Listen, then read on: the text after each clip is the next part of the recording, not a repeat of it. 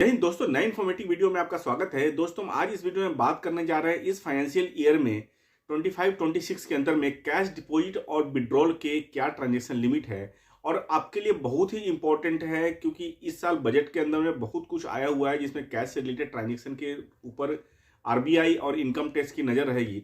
सब दोस्तों हमारे चैनल पे नए हैं तो लाइक और सब्सक्राइब जरूर करें क्योंकि मैं आप चैनल बैंकिंग फाइनेंस रिलेटेड सारा अपडेट लेके आता हूं। तो मेरे चैनल पे आरबीआई और बैंकिंग के जितने नोटिफिकेशन होते हैं आपको देखने को मिल जाता है।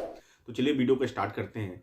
दोस्तों आज इस वीडियो में हम बात कर रहे हैं कि इस फाइनेंशियल ईयर में कैश विड्रॉल और डिपॉजिट के ऊपर क्या लिमिट है और आपको क्या क्या सावधानी बरतने की जरूरत है। दोस्तों कैश से रिलेटेड ट्रांजेक्शन में सबसे पहले हम स्टार्ट करते हैं कि आप आज के डेट में क्या है कि पहले पैन कार्ड के बगैर भी आप कैश डिपॉजिट या विड्रॉल कर सकते थे अकाउंट में, लेकिन अब इस साल में आप कैश डिपॉजिट एंड विड्रॉल जब तक आपका पैन कार्ड अपडेट नहीं है तो आप कैश का ट्रांजेक्शन नहीं कर पाएंगे। पहले फॉर्म 16 के बेस पे कैश पे ट्रांजेक्शन हो जाता था लेकिन अब आप नहीं यूज़ कर पाएंगे। इसके साथ साथ अगर आप एटीएम कार्ड भी अगर लेना चाहते हैं कैश विड्रॉल के लिए तो आपका पैन कार्ड मैंडेटरी है, हो चुका है अब सारे बैंकों में कि जब तक आप पैन कार्ड अपडेट नहीं करेंगे आपका एटीएम कार्ड इशू नहीं हुआ, क्योंकि कैश से रिलेटेड ट्रांजेक्शन के लिए एटीएम कार्ड यूज़ होता है बेसिकली। उसके बाद बात कर लेते हैं कि अगर आप कैश ट्रांजेक्शन, लोगों के दिमाग में एक घूमता है कि मैं मैक्सिमम ट्रांजेक्शन कितना कर पाऊँ अकाउंट में, क्योंकि आज की डेट में दोस्तों अगर मैं बताऊं तो इंडिया में डिजिटल इंडिया का कॉन्सेप्ट चल रहा है। हर सारे ट्रांजेक्शन डिजिटल मोड में सेटल हो रहा है। तो आरबीआई का, इनकम टैक्स का जितनी भी नज़र है वो गहरी नज़र है आज की डेट में कैश रिलेटेड ट्रांजेक्शन में। अगर आप देखें तो अगर आप सेविंग अकाउंट में अगर 10 लाख या 10 लाख से अधिक का ट्रांजेक्शन करते हैं तो आपके ऊपर नोटिस आने के पूरे पूरे चांसेस हैं अब, क्योंकि एक जो 10 लाख रुपए की ट्रांजेक्शन है वो हाई वैल्यू ट्रांजेक्शन में अब आएगा। अब आप सोचेंगे कि बैंक में हम ट्रांजेक्शन कर रहे हैं तो ये जो नोटिफिकेशन है, जानकारी है, आगे इनकम टैक्स आरबीआई तक कैसे जा रही है। तो दोस्तों पहले भी बैंक में होता था कि आप आरटीजीएस एनईएफटी अगर हाई वैल्यू का करते हैं तो उसकी रिपोर्टिंग आगे होती थी आरबीआई में और आज भी होती है।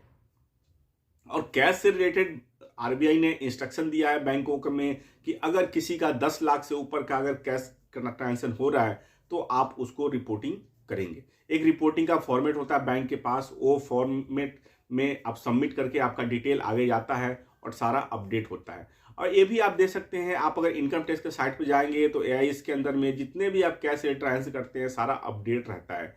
तो आप ये भी सोचेंगे कि मैंने मल्टीपल बैंक से मिला करके भी अगर आप 10 लाख से ऊपर का जाता है तो आपके लिए कंसर्न है। तो दोस्तों इस फाइनेंशियल में सबसे ऊपर तो आपको ध्यान देने वाली बात है कि कैश से रिलेटेड ट्रांजेक्शन से आप बचे, नहीं तो प्रॉब्लम आ सकती है।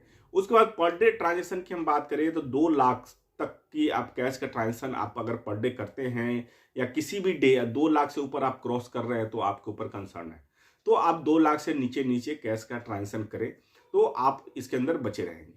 ये तो हो गई सेविंग अकाउंट से रिलेटेड, ये इंस्ट्रक्शन सेविंग अकाउंट में है।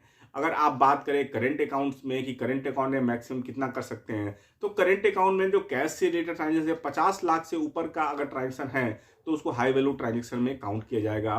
अगर आपका ट्रांजेक्शन 50 लाख से ऊपर कैश में हो रहा है तो फिर उसकी रिपोर्टिंग होगी। उसके अंदर फिर आपके ऊपर कंसर्न है और देखा ये भी गया है कि इसमें टीडीएस भी रखा गया है। 2% से लेकर 5% तक का टीडीएस है। अगर आप कैश डिपॉजिट कर रहे हैं, कैश से रिलेटेड कोई ट्रांजेक्शन कर रहे हैं, डिपॉजिट विड्रॉल दोनों की बात हो रही है दोस्तों, क्योंकि कैश की जो भी ट्रांजेक्शन हो रही है आज के डेट में बैंकों में कि क्या हो रहा है कि अगर आपको 2 लाख का अगर कैश ट्रांजेक्शन का लिमिट दिया जा रहा है तो विड्रॉल और डिपॉजिट दोनों मिला के काउंट होता है। तो आप ऐसा सोचेंगे कि कैश से ट्रांजेक्शन विड्रॉल नहीं है, नहीं sir, withdrawal and deposit both counted होंगे आपको कैश से रिलेटेड ट्रांजेक्शन में। तो ये आपको ध्यान देने वाली बात है। तो करेंट अकाउंट के अंदर भी आप अगर ट्रांजेक्शन कर रहे हैं तो उसके अंदर बहुत कंसर्न है, क्योंकि इंडिया में बहुत सारे बिजनेस ऐसे हैं जो आज के डेट में भी लोग ऑनलाइन ट्रांजेक्शन लेने से डरते हैं और ऑनलाइन कोई भी ट्रांजेक्शन नहीं करते। वो सोचते हैं कैश में लो और सेफ रहो, लेकिन आप अगर उस कैश को अगर बैंक में डाल रहे हैं तो उसके ऊपर फिर कंसर्न है कि आपको 2 से 5% का आपको तो अपफ्रंट टीडीएस चार्ज होगा। उसके बाद क्या है, आपके ऊपर नोटिस आने के पूरे चांसेस हैं। तो नोटिस जब आए तो आप कोशिश करिए दोस्तों कि अपने सीए से और फाइनेंशियल कंसल्टेंट से जरूर कांटेक्ट करिए, क्योंकि आपको उस पर रिप्लाई देना बहुत ही इंपॉर्टेंट है। क्योंकि आज के डेट में जो रिप्लाई है वो रिप्लाई आपको देने से पहले पूरी ट्रांजेक्शन की जानकारी होनी चाहिए कि मान लीजिए कि कोई पैसा कहाँ से आ रहा है, कैसे आप दे रहे हैं। आप कैश, अगर मान लीजिए किसी बिजनेस में आप हैं और कैश ले रहे हैं, आप अगर आगे प्रूफ करते हैं मैं कैश में ले रहा हूं, तो कैश रिसिप्ट होनी चाहिए, साथ के साथ पूरी प्रूफ होनी चाहिए। देखा यही जाता है कि कैश से रिलेटेड ट्रांजेक्शन दिखाते समय कैश की इनवॉइस कॉपी नहीं होती है, कोई भी पेमेंट का रिसिप्ट नहीं होता है, उस कंडीशन में फिर दिक्कत है। और ये भी है कि अगर आपकी कहानी स्क्रूटनी में चली जाती है और आपने ये भी बोल दिया कि मैंने एबीसी पर्सन से कैश लिए हैं, तो एबीसी पर्सन से ही वेरीफाई किया जाएगा उस कंडीशन में कि पहले का टाइम गया। अब अगर देखें तो सारा का सारा एआई टेक्निक पे इनकम टैक्स जा चुका है, तो पूरी जानकारी आपकी मिनट में ही ले सकता है, बैंकों से, आरबीआई से, कहीं से भी डेटा कलेक्ट हो जाता है। तो आगे आने वाले दिनों में आपको ध्यान देना है कि इस बजट के बाद आपको डिजिटल प्लेटफॉर्म के ऊपर आप फोकस करिए, कैश से रिलेटेड आप अवॉइड करिए, आप बचे रहिएगा। नहीं तो आज की डेट में पहले का टाइम था कि आप प्रूव कर देते थे कि ये पैसा यहाँ से आया और ये ट्रांजेक्शन है, तो आपके ऊपर कोई कंसर्न नहीं होता था। लेकिन आज के डेट में सारा का सारा डिजिटल है, आपके बारे में पूरी जानकारी मिल जाएगी।